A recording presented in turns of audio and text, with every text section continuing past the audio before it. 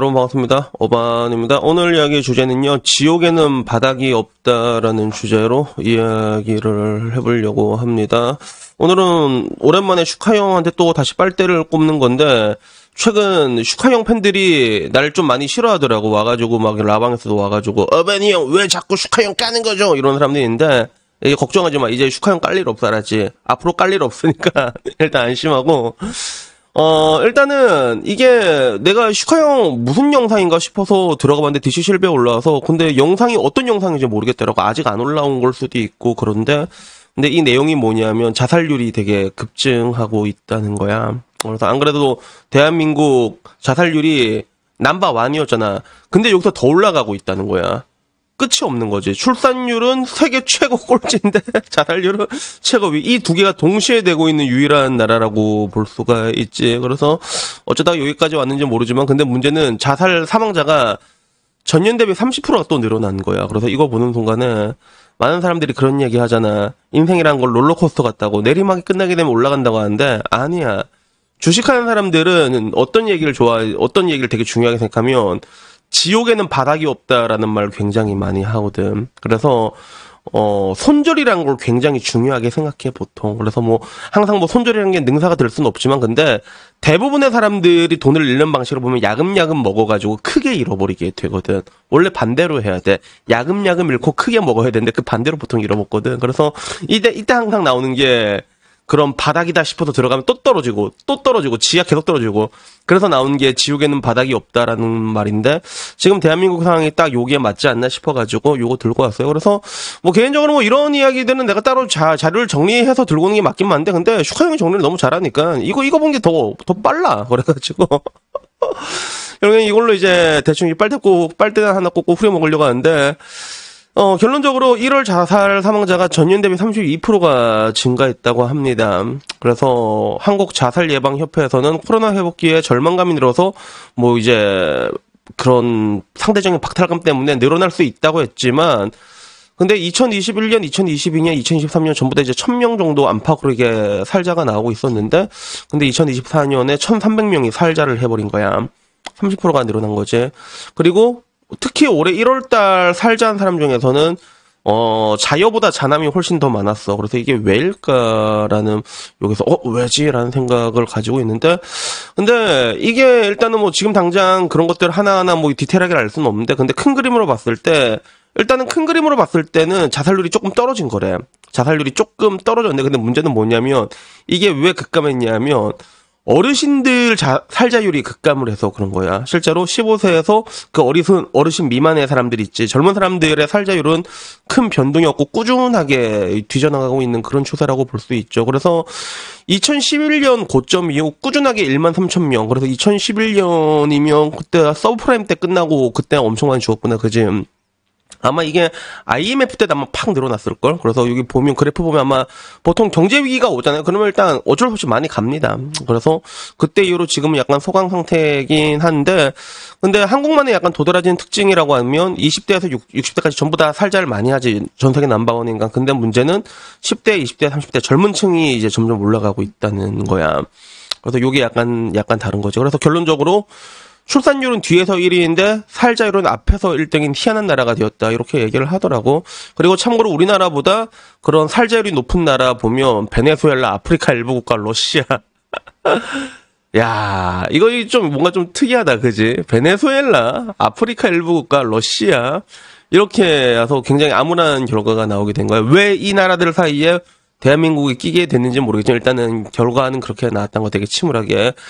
그래서 이게 좀 재밌는 게 뭐냐면, 한국 같은 경우는 1990년에서 2000년 사이 그때만 해도 살자율이 그렇게 높지가 않았대. 근데 IMF 이후로 딱 봤을 때 그 이전까지는 굉장히 낮았는데 그 다음부터 가장 크게 올라간 거예요. 그래서 살자율이 이때랑 비교를 하면 3배가 늘어났고 출산율은 절반이 날라갔고, 약간 이런 것들이지. 그래서 여기에 대해서 뭐 이유들은 여러분 다들 알고 있잖아.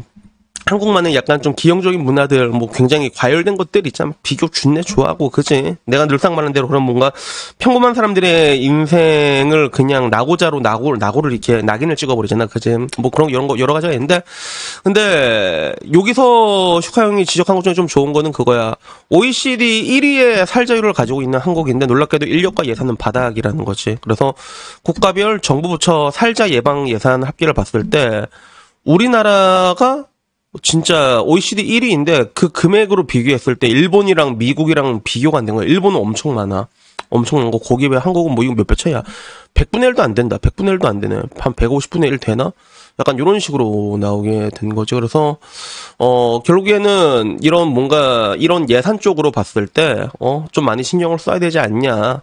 사회적인 안전망이 너무도 없다라고 이렇게 얘기를 하더라고. 그래서 여기에 대해서 좀 이게 비교되는 국가로는 핀란드를 하나 들고 왔거든. 그래서 핀란드는 1990년대 우리나라의 4배였는데 지금 우리가 그 핀란드보다 2배가 높은 거야. 완전히 역전이 된 거지. 그래서 지금 와서 그 되게 우울한 나라들, 실제로 북유럽 중에서 이게 살자 많이 하고 우울한 나라들이 많거든. 원래 사회민주주의 국가들이 약간 그런 데가 좀 많은데 근데 지금 와서는 이걸 많이 극복을 했다는 거야. 그래서 뭔가 여러 가지 프로그램을 통해 가지고 우울증 치료 개선과 그 더 빠른 조기 발견 이런 것들에 대해서 그래서 실제로 요게 우울증이라는 게 내가 일전에도 얘기했지만 대한민국이 우울증이 제일 많거든. 근데 우울증이 되게 유병률이 되게 높은 거에 비해 가지고 치료받는 사람은 진짜 없어.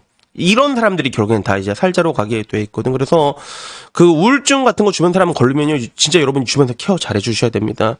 케어할 때도 괜히 야 그건 네가 피해자라고 아이덴티파이 해서 그런 거야. 비용신아 이렇게 얘기하면 안 돼. 알았지?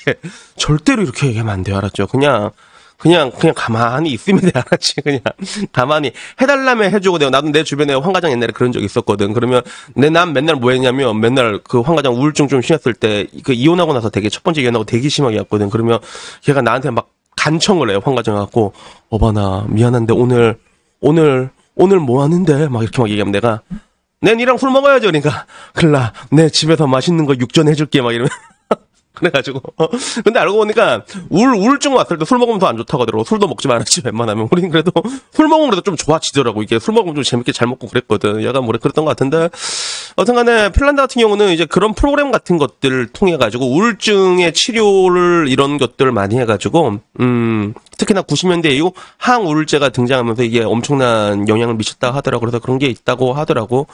그래서 참고로 핀란드에서 남성 살자율도 크게 감소했다고 해요. 90년대는 모든 살자 중에서 80%가 남성이었다.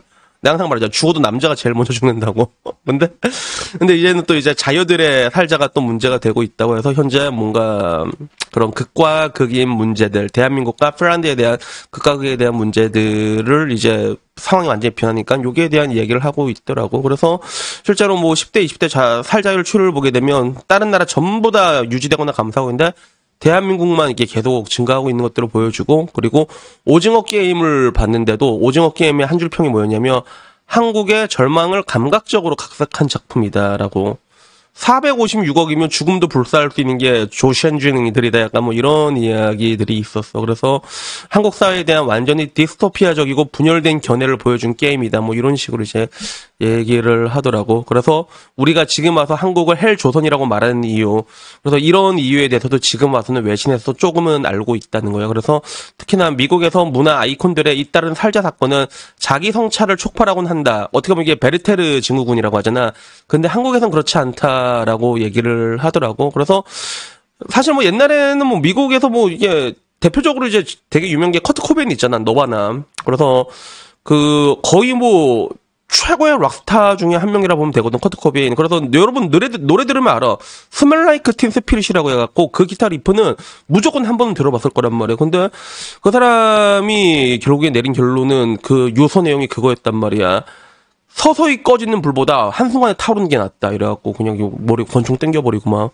그런 것도 있으면 또 사람들이 이게 막 그 어떻게 보면 하나의 그런 뭔가 이게 자아 성찰이라고 해야 되나. 내가 보기에는 너무 과한 그런 그런 감정에서 비었던 게 아닐까 싶은데, 근데 한국은 이제 그런 게 아니라는 것들이죠. 그래서 여기에 대한 비판이 있었는데, 여기에 대해서 결론적으로 이제 대한민국에서는 제5차 살자 예방 기본 기획을 세우고 있대. 그래갖고 2027년까지 전체 그런 살자율을 30% 감소를 목표로 하고 있다고 하는데, 근데 아마 내가 보기엔 이게 잘 안 될 것 같고, 이게 잘 될 수가 없어. 그래갖고 뭐 DC의 반응은 별로 좋지가 않아. DC에서는 야, 살자율을 낮추려면 여성 1인 가구 무상 지원을 해야 된다. 이게 시급하다는 얘기도 있고, 저출산에 애들 막 돈 퍼버서 놀아는 애들 어차피 다 죽는 거 아니냐. 원위치가 된다. 뭐 이런 이야기부터 시작해가지고, 살잘 사람들 사회에 도움이 안 되네. 빨리 살자라는 게 조선 분위기 대다수이 아니냐라는 얘기부터 개복치 한남이다. 뭐 이런 이야기부터 이제는 좀 뭐라고 할까. 내가 이걸 따로 퍼오진 않았는데 슈카형에 대한 여론이 좀 많이 안 좋은 것도 있긴 있었어. 요새는. 그래가지고 왜 슈카형에 대해서 여론이 DC에서 좀 안 좋아질 수밖에 없냐면 어떻게 보면 가장 중요한 핵심적인 부분들에 대해서는 항상 회피를 하잖아. 그지? 그리고 그런 것들이라던가 아니면 뭐 이제 양비론을 펼친다거나 그러니까 이런 부분에 대해서 이제 분노를 하는 DC인도 많긴 많았는데 근데 이거는 어쩔 수가 없다. 이거 유튜버가 어쩔 수가 없어. 그래가지고 일단 요 부분까지만 얘기하고 그리고 결론적으로 내가 말하고 싶은 거는 이게 2027년까지 30% 감소가 될 수가 없습니다. 왜? 경제는 계속 안 좋아질 거거든. 내가 말했잖아. 내 유튜브 계속 본 사람은 내가 2023년을 저성장의 원년이라고 얘기했고 이제 계속 안 좋아질 거라 얘기했지. 그리고 지금 상황 봤을 때 가계자산 전부 다 이제 부동산에 몰빵된 게 대한민국인데 이제 이런 거 지금 터지기 시작할 거란 말이야. 그렇게 시작하면 경제가 안 좋아지면 사람들 또 골로 가는 거는 그거는 뭐 어쩔 수가 없는 겁니다. 근데 나는 이걸 보고 근데 조금 우울하다고 하면 우울하다는 게 뭐냐면 내가 안 그래도 엊그제도 히키코모리들 이야기를 많이 했잖아. 히키코모리 얘기를 많이 했는데, 사회 자체가 사람들을 좀 무력하게 만드는 것들이 있단 말이야. 그리고 내가 늘상 말한 대로, 어른들이 없다라는 표현 많이 하지. 이거 맨 처음에 공달형이 했던 말인데, 괜찮은 것 같아요. 어른이 없다고, 이 사회에. 그래서 옛날 같은 경우만 해도 뭔가 좀 뭐라고 해야 될까?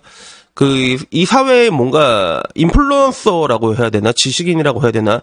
그 사람들이 자신의 의견을 이렇게 관철시키는데 큰 문제가 없었거든. 그리고 어느 정도 자정작용으로 흘러가고 있었는데 지금 이게 이 생태 자체가 완전히 다 박살나가지고 이제 누구도 그런 어른의 역할을 할 수 없는 지경까지 와버리게 됐단 말이야.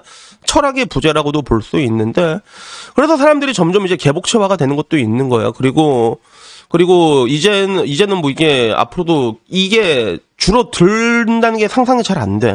더 심해지다가 나중에 이런 것들이 사회적으로 문제를 일으키면 그제서야 더 많은 인력이나 이런 것들이 투입이 되긴 하겠지. 그래서 당장으로 봤을 때 대한민국 아까 말한 것처럼 우울증 유병률이 가장 높으니까 우울증 걸리면 이런 거 잘 케어해주고 이러면 이게 떨어질 것 같긴 한데 근데 단순히 그런 걸 떠나가지고 사회 기본적인 구조가 조금 변하지 않는 이상 이게 쉽지가 않을 것 같아요. 그래서 내 생각으로는 시간이 지나잖아. 시간이 지나면 앞으로는 이제 대한민국 같은 초고령화 사회에서는 우울증이라는 진짜로 안락사라는 게 어느 시점에서 논의가 되긴 시작할 거거든. 근데 지금 현재 대한민국은 내가 보고 있어. 만약에 이 안락사라는 게 시행이 되잖아.